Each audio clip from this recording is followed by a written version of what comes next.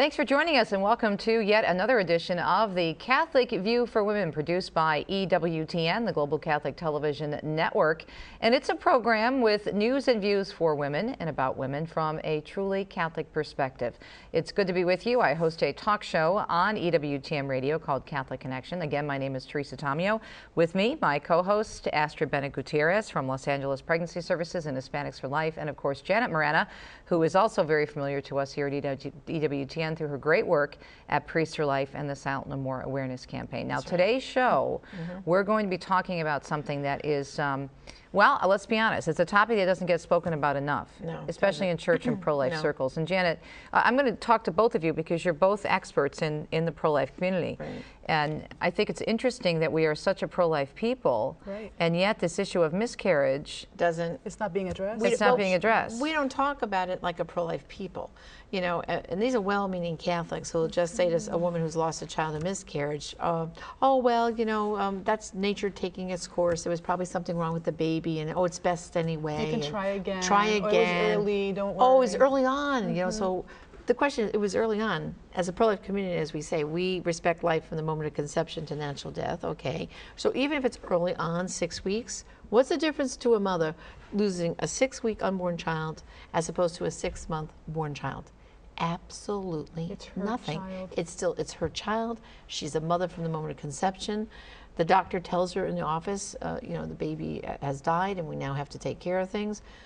She's mourning the loss of that child, and yet we as a pro-life community don't act like there was a loss. We try to kind of hush it up and push it aside. Absolutely. And I think we have to really have more pro-life language about this. You know, if that 6-month born child, what would you be doing? They probably would have a funeral mass, a wake service, a burial. You would be getting a mass card. They would name the child. Exactly. Well, for the 6-week unborn child, we should be doing the same thing. But why is that so too. prevalent in the pro-life community when we're so sensitive to the child in the womb? Why do you think? I think we're waking up, Teresa and Janet. You know that I do presentations with the Hispanic community in California, other states, and other countries. And it's interesting. When I present on abortion and contraception and the evils of these two things, women will come up to me afterwards with tears and sorrow because they had a miscarriage. And for the first time, are they seeing that their baby has been humanized by the explanation of fetal development, and that it had a soul, and that it was a baby. And so they're coming up to me to say they never had a chance to grieve, that it was dismissed, that they ended up at an abortion clinic after their miscarriage. And all these things, I think, as a church, as a pro-life community, we have to address, we have to recognize that there is a grieving process that can be in many ways similar to what post-abortive women are going through, because there is a loss of a child. Is it because abortion is such a huge issue and it affects so many areas? Absolutely. It's like this giant octopus with, you know, all these connections and tentacles sucking the life out of our community with a million abortions a year. So is it because the abortion issue is so big that miscarriage? Well, because by abortion, we've dehumanized the child. We've dehumanized the unborn child. And even if you can say, well, I am pro-life, the onslaught of the dehumanizing of the child is so intense that you just kind of want to push it on. And I also think people are uncomfortable. You know what I mean? If someone's had a miscarriage. But we're not uncomfortable about talking as a pro-life people, the baby in the womb. No, that's we're not. Aborted. But for some reason, about the loss of that unborn child, for some reason, they want to sweep it under the rug, brush it away. We feel uncomfortable about it. We don't want to hurt. We don't want to hurt the person, but we have to speak up. And I think we cannot expect other ministries to do it. I think it's the pro-life community, the church, that has to step up, and in fact is doing so. In Los Angeles, our Rachel's Vineyard retreat in Spanish has created a special retreat just for couples that have lost babies to miscarriage, because if they don't do it, then you know, who else is going to do it? We have to step up. Yeah, because it is a loss. Well, you know, to get a perspective from actual women who've lost a baby to miscarriage, recently I was at a women's conference, and I just kind of asked, you know, if anyone would like me, just give me your feelings of how you felt of that miscarriage. Would you be willing to be interviewed? So I interviewed two ladies. One's from, Dale is from Canada, and Colleen from upstate New York. So let's take a look at what these women said about their experience to miscarriage.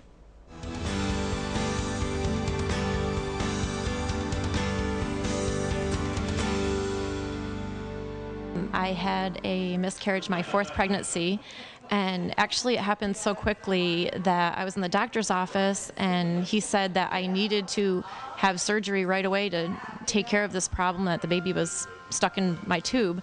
And it was just so quick, and I didn't even really comprehend what was going on. I felt a little bit of relief when I got to the hospital, and my nurse was a Catholic with me, and I knew her from my parish, but she really didn't know how to handle it, didn't know the right things to say. And she was just saying like, oh, suck it up, people have DNCs all the time. You know, this happens, people lose babies left and right. And it didn't make me feel any better. It actually made me more upset.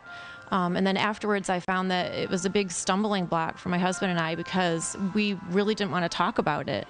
We didn't know where to turn, what to do. And it was actually when I was talking with my parish priest one day, I went to my faith, went to church, and I was praying, and he said to me, "Did you name the baby?"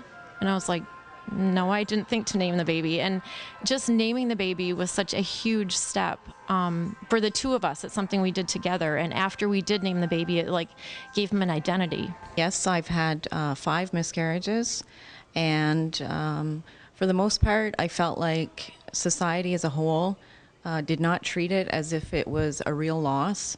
Many people, including people in the church, told me, "Oh, it's okay. You know, you'll go on and you'll have a child down the road. Everything will be okay." So it was kind of disregarded. So for a long time, it was extremely hard to deal with, because there really wasn't anybody that was acknowledging that it was a loss of a child. I was in a Catholic hospital, and looking back in retrospect, it was very difficult to deal with, because I was, first of all, put on a ward with the women who had just had newborn babies. I was put in a private room at the end of the hall, where I was totally alienated. The nurses, I believe, I'm also a nurse, so I believe the nurses had a very difficult time dealing with it, because they didn't know what to say to me.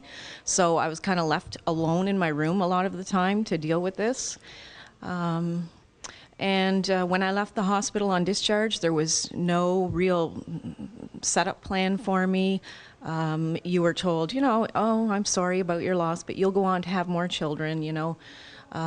So yeah, there was really nothing to help me concretely deal with the grief that I was going through. No, there was no concrete plan about the fact that your child was a real child who needed to be memorialized or buried, or there was really no discussion about that topic. Years later down the road, I learned about a program that was being offered at the hospital.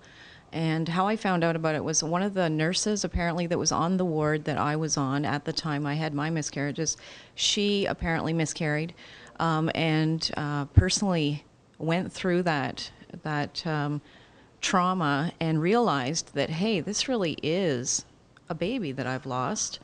And she started a beautiful program that was a memorial to the child that was lost. And I went to the opening of that program, and it was a beautiful program, and I was very proud of the fact that it was being started. And the nurses who were on that ward actually came to me that day and apologized for their lack of compassion at the time, which was consoling to me.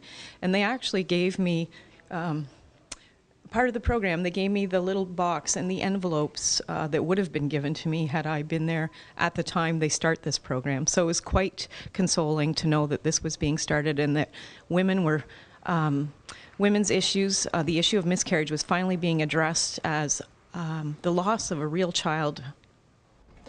Powerful stories, and you can see by their witness how sad and devastated, impacted they were. It was a child to them. They had that loss, and they just were really reaching out for more help from the community to recognize that loss. You know, it's interesting because we always talk about in the pro-life community, and it's often a discussion, Janet, when you're on my program every week, about how, you know, it's not just when a woman goes for an abortion, it's not just something you walk out of that abortion mill and you're fine and you're skipping back to the car. It's usually, and maybe the women won't feel the effects for a while, either emotionally or physically, but eventually it takes its toll. And we never minimize that experience because it's a traumatic experience, and yet we're sometimes flippant in the pro-life community about the miscarriage. Miscarriage. And what you have to understand is, for the women who've had a miscarriage, very often these are women who, you're trying to get pregnant, they want to have a child. I mean, we know some women who've had 3, 4, 5, 6 miscarriages in the attempt to start a family. And so each one of those losses is they lost a child. You know, but yet we don't respond with that kind of emotional support, spiritual support for them, and it's very sad. But I think we have to focus too, as a pro-life community, like I said earlier, on our language.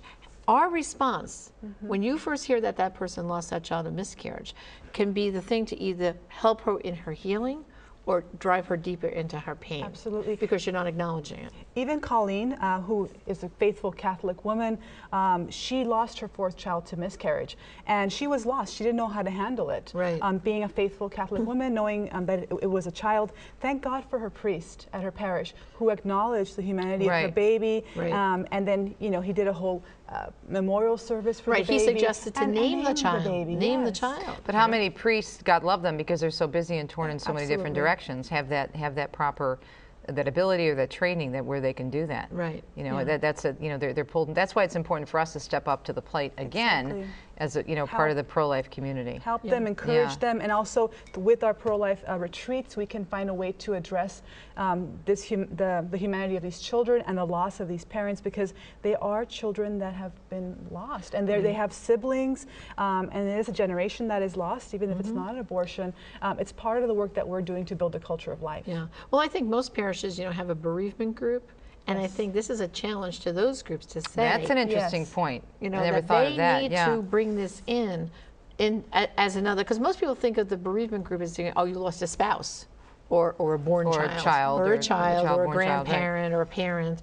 But those bereavement groups also have to cover miscarriage, because that is the loss of a child. And I think this is, you know, we're going to talk a little bit more about some resources later on in the program, but I think that's what anyone who's runs a bereavement group, this is a challenge to you, to really dig deeper and find out how to cover miscarriage in those groups and welcome these women. And to encourage these groups in the parish to also work with pro-life doctors to help these women be treated compassionately, sensitively, and ethically. When they have a miscarriage, they don't want to end up at an abortion clinic getting a D&C. They want to be with pro-life doctors that will be sensitive to what's happening. And you heard how Dale said how she was treated. She was put on the maternity ward with other women who had children, and the nurses kind of like didn't even know we don't know what to do with her or what to say to her. Well, the pro-life community needs to work with the medical community as well. We're going to take a quick break, and when we come back, we're going to talk about this language of love and what we can do differently and better in the pro-life community and in general to help women and families who are dealing with a miscarriage. And don't forget, we're going to have a lot of great resources again on our website at thecatholicviewforwomen.com. I'm Teresa Tomeo, along with Astrid Bennett-Gutierrez and Janet Miranda, the co-hosts of The Catholic View for Women. Stay tuned. We'll be right back to wrap up our discussion regarding miscarriage and the language of love.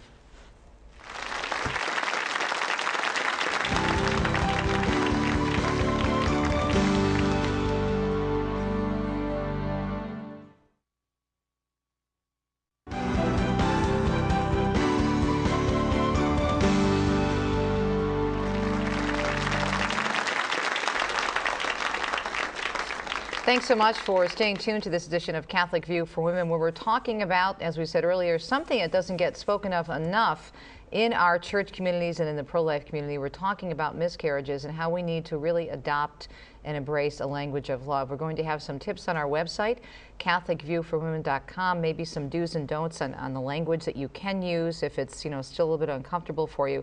But I want to get back to our discussion with Janet and Astrid, because they're both pro-life leaders and have been at this for a while. And you both have come in contact with many women. You just saw the interviews that Janet did before the break, who have experienced miscarriage and who haven't felt.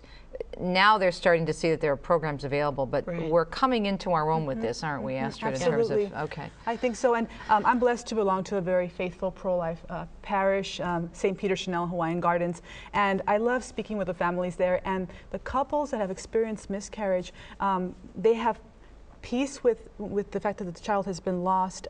They love that child, and when you ask them how many children do you have, they say, I have 5 children and one in heaven. And they say it with a smile because there's love there, and that should be encouraged in every parish, and that should be spoken of during the homilies, because it is a reality for many couples. Well, and that comes down to, like we said earlier, naming of the child. Yes. You know, but there's a wonderful couple that I've gotten to know through our pro-life ministry, and they've out of their loss, their name is Sean and Canberra Malone, and because they've suffered 2 miscarriages, and they found there was just nothing in in their area, and along with their parish priest, they started a program called Back in His Arms Again Ministry. Beautiful. And it's a wonderful ministry. They have a website which we'll cite later. And really what they do is they take you step by step. From the moment, really what happens to most women, you find out that you've lost that child, usually in the doctor's office. And usually the next step is scheduling a hospital visit a day or 2 later, to take care of the situation. Well, those 2 days' time is where you have to act, and act expeditiously, because based on the doctor or the hospital you're going to, how they treat the remains of your child is going to be totally different. And you need to contact sometimes the funeral director in your town, your parish priest, and you say to them, I want the remains of my child, even if it's at 6 weeks. Even if it's 6 weeks, I want the remains of my child, because we're going to have a burial. Because otherwise, just like in an abortion, products of conception, they are discarded, those children, as medical waste. And so you almost have to be proactive to make sure. Don't assume that the doctor's going to take all these steps. You have to. So you usually have a day or 2 to plan this. And on the Sean Canberra's website, they have the steps to take.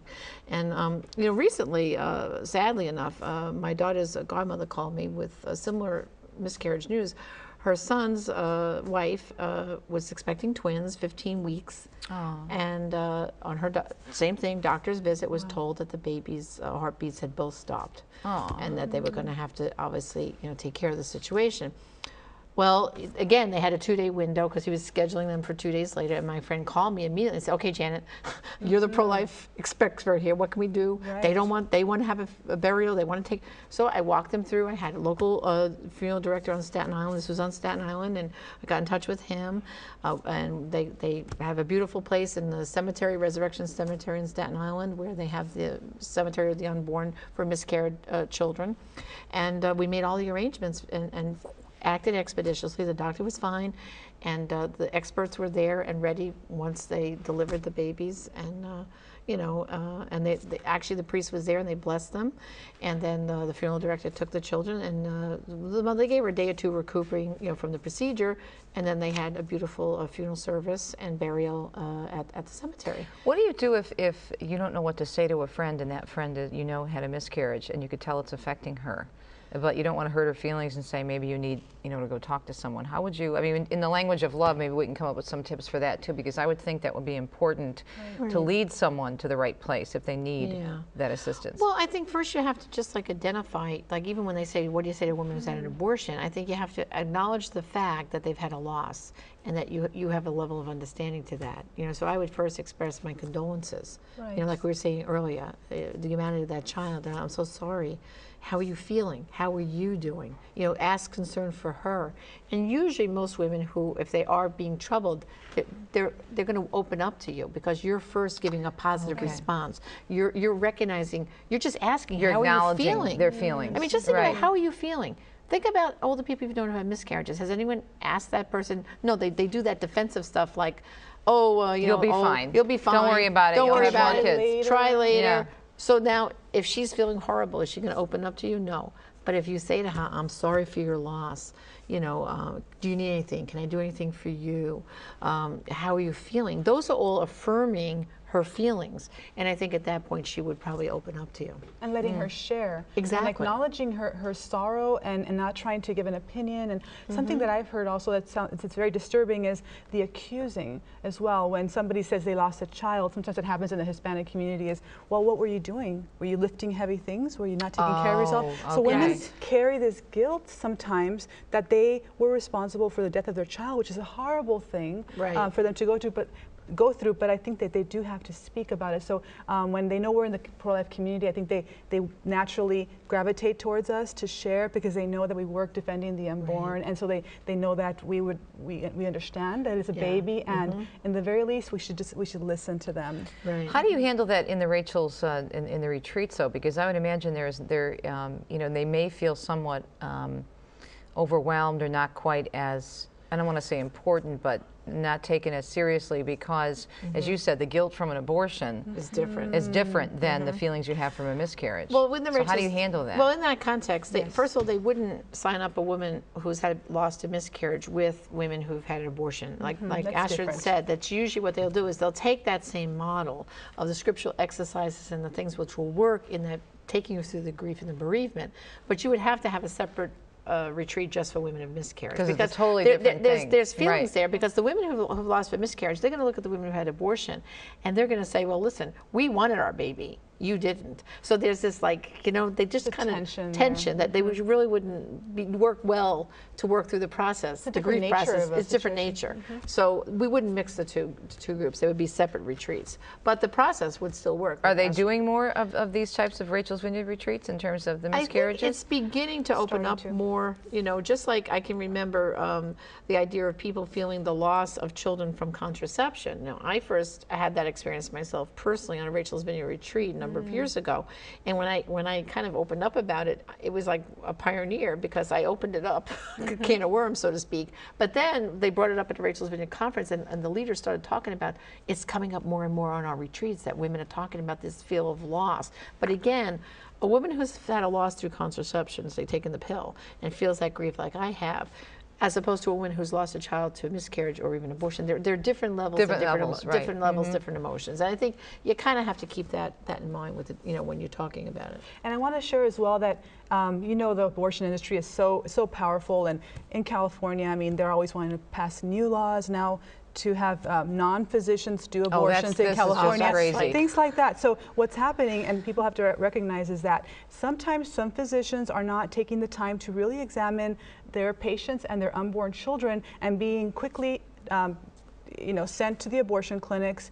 We really recommend that women get a second opinion from a pro-life doctor when they're giving an adverse diagnosis, because we have found a lot of Hispanic women that are some of the most vulnerable people, given a diagnosis that the baby is going to die or is dead, and then they're taken to one of our pro-life doctors, and they find out the baby's just fine. There was nothing going on, and the pro-life doctor is able to save the child. Wow. So now we're seeing how the abortion industry really is attacking every single person. I want to say that every pregnancy can be a crisis pregnancy if you're in the hands of a doctor who is not really espousing pro-life values. So we need to encourage women to really take hold of their well-being, their children's health, and also when us in the pro-life community to provide these resources for the moms for their unborn children's health and also for healing.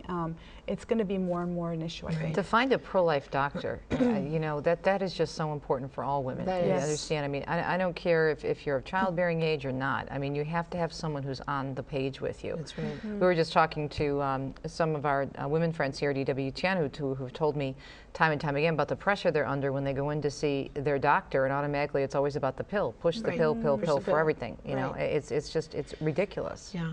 Well, you know, to go back to the idea of when they lose the child, Yes. a few years back, Father Pavone and I had an experience. We were in North Carolina giving talks, and a couple came up to us after the talk and said, you know, we lost a child to miscarriage.